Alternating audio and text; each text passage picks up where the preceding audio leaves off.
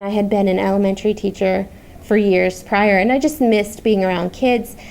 So the idea just popped in my head one day. I bet they need volunteers at the Children's Hospital. So I became a volunteer here. It became really clear that there was a big need for them to have an exposure to meaningful mathematics.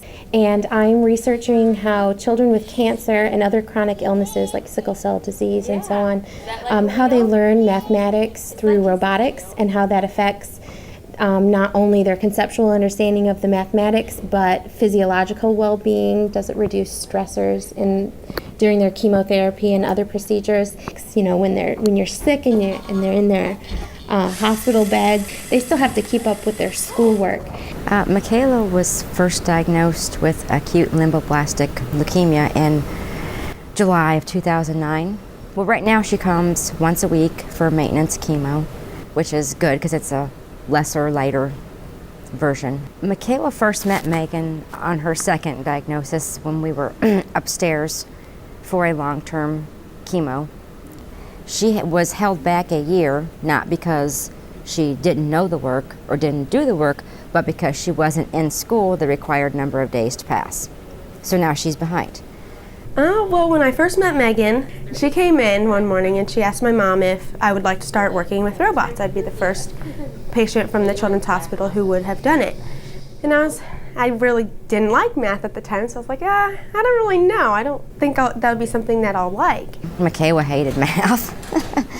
And, you know, it just, I don't know, made it fun, made it easier to get stuff done. I told her what we did, and Michaela's always willing to try anything, so she was like, yeah, I'll give it a try, and then we just took off from there. The first time we did it, I had a blast, and it's very fun being able to work with her, coming to clinic, knowing that you're going to get chemo, but having something fun to look forward to, something to be able to do to maybe get your mind off of it.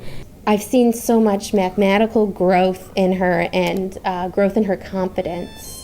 Working with math with the robots, you get to be more hands-on and actually understand and kind of get a feel for what you're doing instead of just seeing some numbers written on a piece of paper. You get to basically create the numbers and tell your robot maybe how many inches or whatever you want it to move. Having Megan here is really important to the kids at St. Jude because what she's doing is helping with that education component that we have lacked at times. So Megan coming in and actually showing kids math in a different way, showing them that math is not frightening, and sitting at the table and interacting with them one-on-one, all kids love that.